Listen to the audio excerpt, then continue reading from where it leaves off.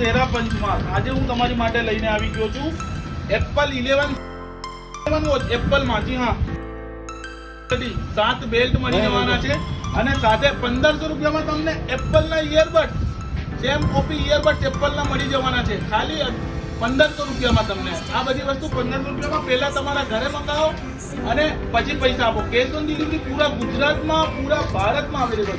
અને ખાસ વાત મારા ભાઈ, જો તમે મારી આઈડીને ફોલો કરીને આવો છો તો હું તમને એક એક્સ્ટ્રા ગિફ્ટ મારા તરફથી આપી દેવાનો છું.